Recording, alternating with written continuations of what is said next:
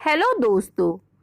आज मैं एक ऐसी कहानी पेश कर रही हूँ जो हमें जीवन में सिखाती है कि ईश्वर हमें हमारे कर्मों के अनुसार ही फल देते हैं। यदि हमारे कर्म अच्छे हैं तो उनका फल भी सुखदायी होता है। एक बार की बात है, एक राजा ने अपने दरबार में जोशी और विद्वानों को बुलाकर एक प्रश्न किया कि मेरी जन्म पत्रिका के अनुसार मेरा राजा बनने का योग था और मैं राजा बना, किंतु उसी घड़ी में अनेक और बच्चों का जन्म भी हुआ होगा जो राजा नहीं बन सके। ऐसा क्यों? राजा के इस प्रश्न का उत्तर ज्योतिष भी नहीं दे पाए कि सबके भाग्य अलग अलग क्यों हैं। अचानक एक बूढ़ा व्यक्ति खड़ा हुआ और बोला, आप यहाँ से कुछ दूर घने जंगल में जाओ तो वहाँ आपको एक महात्मा मिलेंगे। वह आपके प्रश्न का उत्तर दे सकती हैं। यह बात सुनकर राजा की जिज्ञासा बढ़ी और वह इस प्रश्न का उत्तर ढूंढने के लिए घने जंगल में चले गए। जंगल में राजा ने जाकर देखा कि एक महात्मा आग के ढेर के पास बैठकर अंगारे यानी कि गरम कोयला खाने में व्यस्त हैं।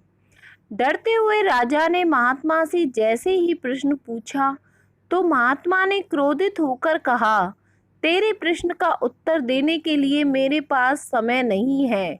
मैं भूख से पीड़ित हूँ।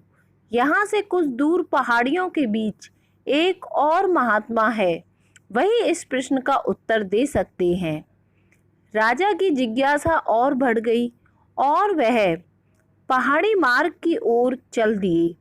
जैसे ही राजा को दूसरे महात्मा मिले तो महात्मा को देखकर राजा बहुत ही हैरान हो गए, क्योंकि दृश्य ही ऐसा था कि वह महात्मा अपने ही मांस चिमटे से नोचकर खा रहा था।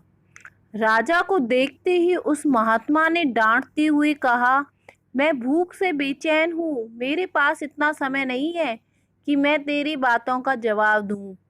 आगे जाओ, पहाड़ियों के उस पार एक आदिवासी गांव में एक बालक जन्म लेने वाला है, जो कुछ ही देर तक जिंदा रहेगा।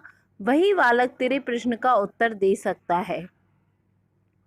यह सुनकर राजा बहुत बेचैन हो गए, किंतु उनकी जिज्ञासा इतनी प्रबल हो गई कि वो कुछ भी हो जाए कि मैं अपने प्रश्नों का उत्तर ढूंढकर ही रहूंगा। कठिन मार्ग पर चलते हुए किसी तरह सुबह होने तक राजा उस गांव में पहुंचे। पूछताछ करने पर उस दंपत्ति के घर पर पहुंचकर जब राजा ने अपनी सारी बात कही तब वो सभी मान गए। जैसे ही उस घर में बच्चा हुआ तो दंपत्ति ने बालक को राजा के सामने प्रस्तुत किया। राजा को देखते ही बालक ने हंसते हुए कहा, राजन, मेरे पास भी समय नहीं है, किंतु अपना उत्तर सुन लो। तुम, मैं और वे दोनों महात्मा जो तुम्हें रास्ते में मिले थे, 7 जन्म पहले चारों भाई व राजकुमार थे। एक बार शिकार खेलते खेलते हम जंगल में भटक गए। 3 दिन तक भूख प्यासे तड़पते रहे, भटकते रहे। चारों भाइयों को आटे की एक पोटली मिली, जिससे हमने 4 रोटियां बनाई और अपनी अपनी रोटियां लेकर खाने बैठे ही थे कि भूख प्यास से तड़पते हुए एक महात्मा आ गए। अंगार खाने वाले भैया से उन्होंने कहा, बेटा, मैं 10 दिन से भूखा हूँ, अपनी रोटी में से मुझे भी कुछ दे दो, मुझ पर दया करो। इतना सुनते ही भैया गुस्से से भड़क उठे और बोले, यदि यह रोटी मैं तुम्हें दे दूंगा तो मैं क्या अंगारे खाऊंगा? चलो भागो यहाँ से। वह महात्मा फिर जो मांस खाने वाले भैया थे उनके निकट आए, उनसे भी अपनी बात कही, किंतु उन भैया ने भी महात्मा से गुस्से में आकर कहा कि बड़ी मुश्किल से यह रोटी तो हमें मिली है, यदि यह मैं तुम्हें दे दूंगा तो मैं क्या अपना मांस नोच के खाऊंगा? भूख से लाचार वह महात्मा मेरे पास भी आए, मुझसे भी रोटी मांगी, किंतु मैंने भी भूख में धैर्य खोकर यह कह दिया कि चलो आगे बढ़ो, तुम्हें रोटी देकर मैं क्या भूखा मरूं? फिर आखिरी आशा लिए वह महात्मा आपके पास भी आए और आपसे भी रोटी मांगी। उनकी दशा पर दया करते हुए आपने खुशी से अपनी आधी रोटी आदर के साथ उस महात्मा को दे दी।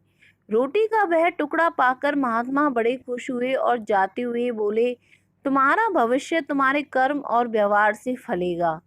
बालक ने कहा, उस घटना के आधार पर ही हम अपना जीवन भोग रहे हैं। धरती पर एक समय में अनेक फूल खिलते हैं, किंतु सबके फल आकार, स्वाद व गुण में अलग अलग होते हैं। इतना कहकर वह बालक मर गया। राजा महल में पहुंचा और सोचने लगा, एक ही मुहूर्त में अनेकों बच्चे जन्म लेते हैं, किंतु सब अपना किया दिया लिया ही पाते हैं। जैसे हम कर्म करते हैं वैसे ही योग बनते हैं, यही जीवन चक्र है।